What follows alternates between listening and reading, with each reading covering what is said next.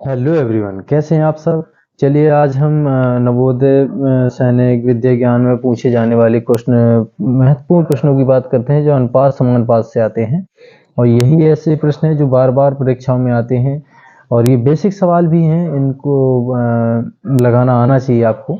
चलिए देखते हैं। जैसे कि पहला सवाल है जो कि आप देख सकते हैं कि 9861 को तीन व्यक्तियों में ए बी व सी, ये तीन व्यक्ति हैं, इनको इस प्रकार बांटना है ये कि ए को 3 मिले तो बी को 11, सी को 5, यानी कि इनका अनुपात दे दिया है कि ए अनुपात बी अनुपात सी में दिया है इनका 3:11:5। तो इनमें से जैसे इनका क्रम दिया रहता है वैसे ही इनका हिस्सा भी रहता है। जैसे ए पहले नंबर पे तो पहले नंबर पे 3 हो गया, बी दूसरे नंबर पे तो दूसरे नंबर का ये 11 रुपए मिलते बी को, सी को 5, यानी कि इनका अनुपात का मतलब है कि ए को 3 रुपए मिलते तो बी को 11 और सी को 5। तो इस अनुपात में उनके रुपए जो है बांटने हैं, ये 9861 रुपए हैं। तो ये कैसे बांटेंगे, तो बी का हिस्सा इसमें बताना, तो ये बहुत आसान होता है। चलिए जैसे बी का हिस्सा हमें पता करना है तो बी के हिस्से को ऊपर लिखेंगे अनुपात वाला अंश में, तो बी के हिस्से को हमने ऊपर लिख लिया और टोटल इन अनुपातों का योगफल वो नीचे लिखते हैं। वो नीचे लिखेंगे 11 3 14 5 19, तो ये हमारा हो गया,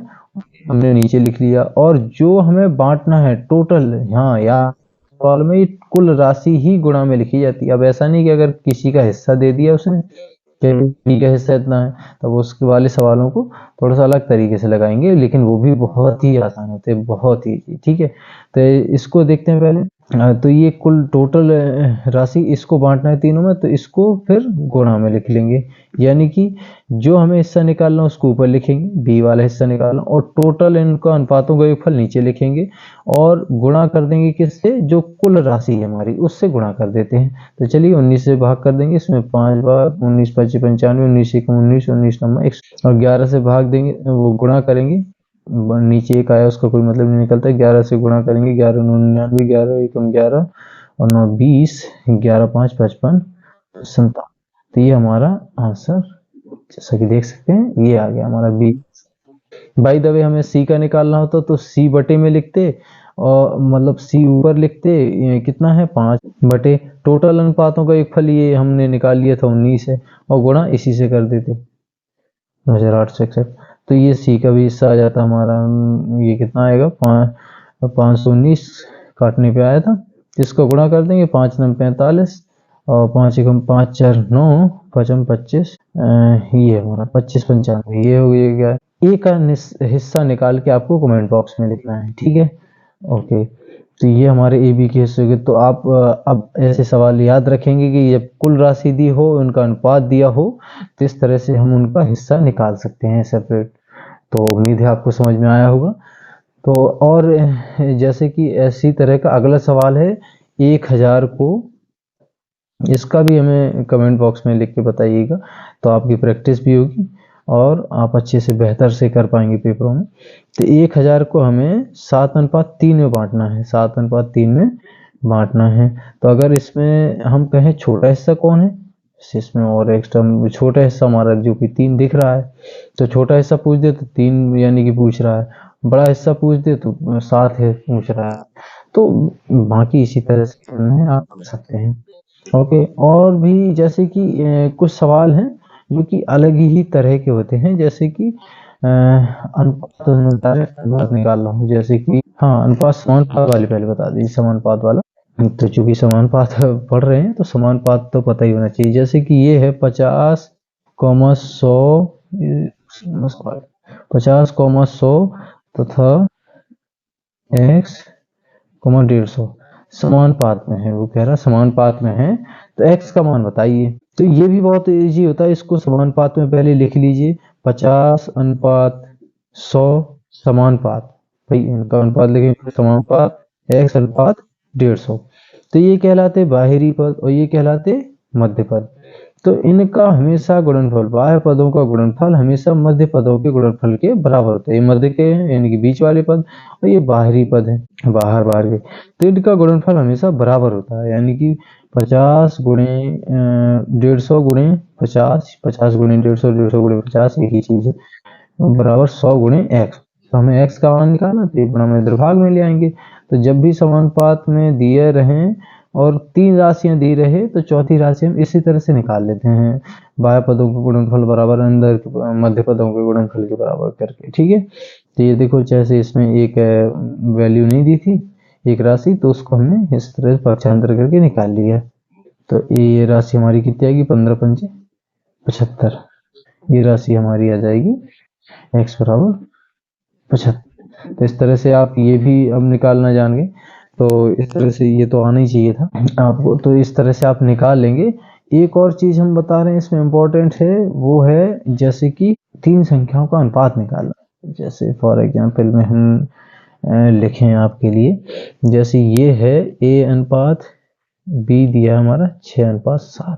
ठीक है, अब b अनुपात c दिया है हमारा 3:4। फिर कहें तीनों का मिलके अनुपात निकालिए, a अनुपात b अनुपात c, दो का दिया और तीनों का मिलके निकालिए। तो इसके लिए बहुत सिंपल ट्रिक है, ये देखिए आप इसके लिए ट्रिक बता रहे हैं तो ध्यान से देखिएगा।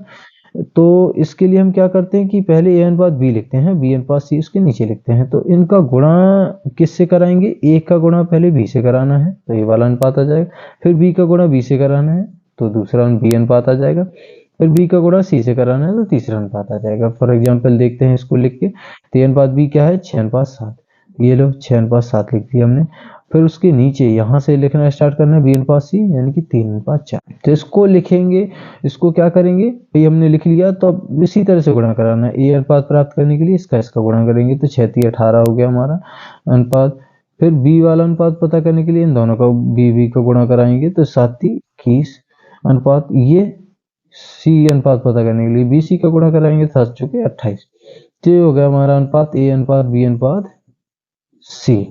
a है 18, b है 21 और c को 28 रुपए, यानी कि इस अनुपात में हमें पैसे मिलेंगे, या कुछ भी जो भी अनुपात लिखेंगे। तो इनका अनुपात तीनों का हो गया 18:21:28। कभी कभार होता क्या है कि इनमें से कोई ऐसी संख्याएं भी आ जाती है तीनों कि जो किसी से कट भी रही हैं, जैसे कि बाय द वे इसमें तीनों नहीं कट रही हैं। अब 3 है तो तीनों कटनी चाहिए, जैसे कि 3 से इन दोनों में भाग जा रहा है लेकिन इसमें नहीं जा रहा है तो हम नहीं काटेंगे 3 से। जैसे कि 7 से इन दोनों में भाग जा रहा है लेकिन इसमें नहीं जा रहा तो हम 7 से नहीं भाग देंगे। तो यही हमारा अनुपात हो जाएगा 18:21:28।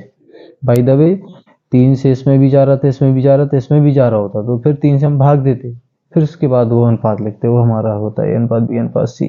तो उम्मीद है आपको समझ में आया होगा। थोड़ा सा इस तरह के कुछ डिफरेंट सवाल हैं, डिफरेंट एक ऐसा कि जैसे कि आपको उनके बारे में पता भी होना चाहिए। हाँ, जैसे कि ये सवाल है हमारा, ये दे दिया उसने कि एक व्यक्ति की आय और व्यय, ये देखो दे दिया उसने आय और व्यय, आय अनुपात व्यय, व्यय मतलब खर्चा, आय मतलब आमदनी।